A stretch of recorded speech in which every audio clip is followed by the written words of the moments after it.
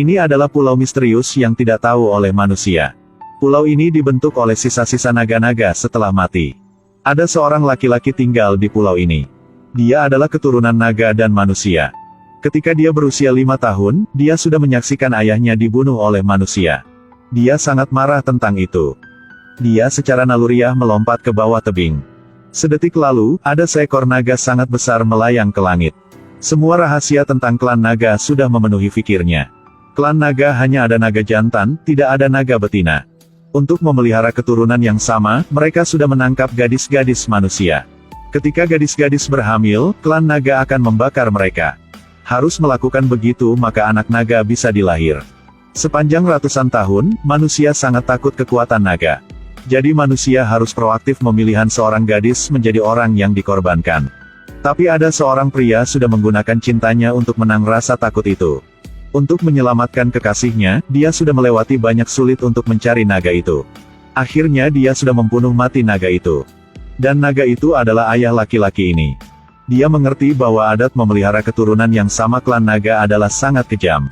Karena itu laki-laki yang baik hati ini sudah menghapuskan adat itu. Karena tidak mau naga mengambil alih tubuh dia. Dia harus bersembunyi pada celah tebing.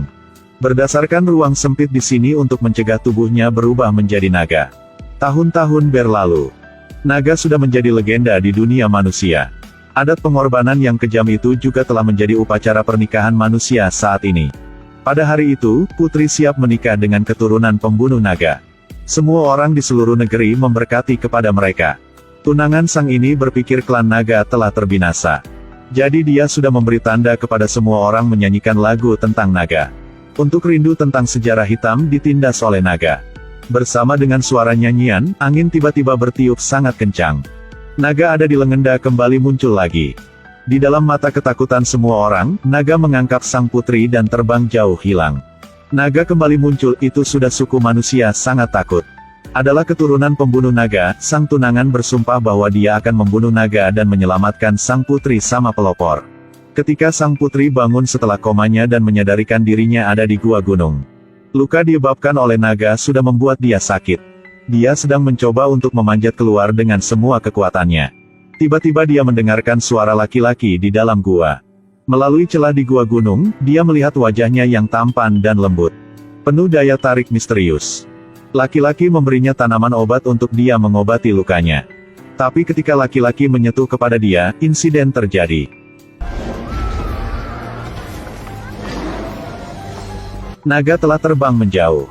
Laki-laki tidak ada gerak apapun. Sang putri harus memikirkan cara sendiri untuk bisa keluar dari sini. Dia telah menghancurkan dinding batu untuk keluar gua. Tetapi baru keluar dari mulut gua, dia melihat naga itu. Dia didorongkan ke tebing. Dan dia lihat ada seorang pergi keluar dari gua, orang itu adalah laki-laki itu. Sang putri sudah mengertikan bahwa dia adalah naga, jadi putri sangat takut. Dan dia terpeleset dan menjatuh ke bawah tebing. Laki-laki ini adalah keturunan naga dan manusia. Untuk melindungi putri, dia sudah berubah menjadi naga dan melompat ke bawah tebing. Sang putri diselamatkan. Dan laki-laki terluka parah. Sang putri ingin mengambil kesempatan ini untuk membunuh naga ini. Tetapi karena naga sudah menyelamatkan hidupnya maka dia tidak bisa. Setelah ragu-ragu sebentar, dia sudah menariknya ke atas. Dan berhati-hati untuk laki-laki. Dia sudah mengambil sebuah kanvas untuk menutupi hujan untuknya. Dan dia yang lembut menyanyi untuk mengantarkannya tidur. Putri harap bahwa kapan dia sembuh maka dia akan mengantarnya kembali ke rumah. Pada tengah malam angin dingin sudah membuat sang putri menggigil. Dia harus bersandar padanya dalam diam. Untuk merasakan sedikit kehangatan dari tubuhnya. Keesokan paginya, sang putri bangun, dia melihat laki-laki sudah sembuh. Dia sudah menutupi dengan selimut dan menyiapkan sarapan untuk sang putri. Hal ini membuat putri tidak bisa mengerti. Kenapa dia terus berubah? Tidak hanya berniat untuk menyakitinya, tetapi juga melindunginya. Dia bilang namanya Arman, adalah keturunan klan naga. Putri harap dia bisa mengantarkannya pulang rumah. Tapi Arman bilang dia tidak bisa melakukannya. Karena kalau dia menyentuh sang putri, naga di dalam dirinya akan terbangun. Dia tidak ingin menyakiti manusia. Jadi selama bertahun-tahun, dia masih selalu berjuang dengan naga di tubuhnya. Namun, pada hari sang putri menikah, manusia sudah menyanyikan lagu tentang naga dan membangunkannya. Dia hanya bisa menggunakan kuat lemah akhirnya untuk melemparkan sang putri pada dalam gua. Karena di sana naga tidak bisa masuk. Jadi dia tidak bisa mengantarkannya pulang rumah. Hanya bisa menunggu pembunuh naga datang. Sampai saat itu, putri bisa pergi. Setelah mengetahui Arman tidak akan menyakitinya, sang putri sudah tenang kembali. Putri menyadari bahwa Arman benar-benar jujur. Dan selalu menjaganya, memedulinya. Jadi keputusan dia adalah akan membantu Arman keluar dari naga dalam dirinya sendiri dan hidup seperti manusia normal. Keduanya telah membangun rumah kecil di atas pulau. Dan atur, hiasi semuanya. Untuk hidup bersama-sama. Mereka pergi ke pantai untuk bermain. Nikmati laut dan pasirnya. Mereka pergi ke tebing untuk menerbangkan layang-layang. Nikmati angin sepoi-sepoi dan matahari sore. Sang putri tidak takut kepada Arman lagi. Kalian berdua hidup bersama-sama bahagia seperti sepasang peri. Sang putri siap berendam di pemandian air panas alami. Di sini, air sangat jernih sehingga Anda bisa melihat bagian bawah. Pemandangannya terlihat indah seperti lukisan. Hal yang paling penting adalah ada seorang cowok ganteng memiliki tubuh kekar dengan perut six-pack. Namun, di belakang penampilan ini adalah seorang sangat khusus. Itu adalah keturunan klan naga. Meskipun sang putri dan Arman ada waktu senang bersama-sama. Tapi hari bulan yang indah maka selalu singkat. Serta menyentuh kepada sang putri, Arman bertahap tidak bisa mengontrolkan naga di dalam dirinya. Bahkan adegan yang klan naga pernah membakar gadis-gadis di atas pulau itu sering muncul lebih banyak di pikirnya. Dia gak mau sang putri menjadi salah satu dari mereka. Jadi dia sengaja mengucapkan kata-kata yang tidak bagus. Biarkan putri meninggalkan pulau ini, tinggalkan dia. Putri menyakiti hati sekali dan naik perahu meninggalkan pulau. Dalam perjalanan, dia melihat tunangannya sedang datang untuk menyelamatkannya. Demi mau melindungi Arman. Dia sudah bilang dengan mereka bahwa naga itu telah mati. Mereka kembali ke kerajaan dan melanjutkan upacara pernikahan. Saat itu, Arman gak ada putri di sampingnya, dia sangat sedih. Sehari tidak ada putri lebih panjang daripada setahun.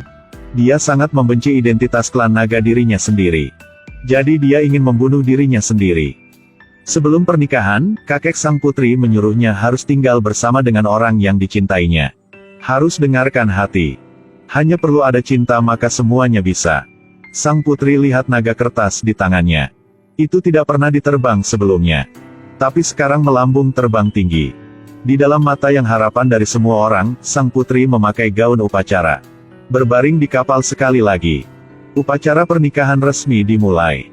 Tunangannya ada di seberang sungai sedang menarik perahu ke arahnya dengan tali. Tapi dia tidak merasa bahagia. Putri tahu bahwa dia tidak harus orang yang dicintainya. Sang putri tiba-tiba duduk. Akhirnya dia tidak bisa membohongi dirinya sendiri lagi. Dia sudah jatuh cintai naga itu. Tunangannya bingung, sang putri membukakan hijab putih. Semua orang membicarakannya. Tunangan sangat marah dan menarikan perahu ke arahnya lebih cepat. Tapi sang putri melepaskan tali keluar dari perahu. Dia pelan-pelan berdiri. Menyanyikan lagu tentang naga. Dia ingin memanggil naga datang. Angin bertiup kencang. Naga telah datang. Tunangannya ingin mencengahnya tetapi penjaga sudah menghalangkan. Sebenarnya dia tidak mencintai sang putri. Dia hanya ingin mewarisi tahta kakeknya. Naga melemparkan sang putri ke altar. Sebelum dia dibakar, sang putri tiba-tiba peluk dan cium naga. Putri cintai Arman. Mencintai semua tentang Arman. Arman sudah mendengarkan kata hati. Dia tidak menolaknya untuk putri menyentuhkannya lagi. Dua orang bersandar satu sama lain. Akhir film mereka sudah menikah. Dan melahirkan sebayi yang lucu sekali.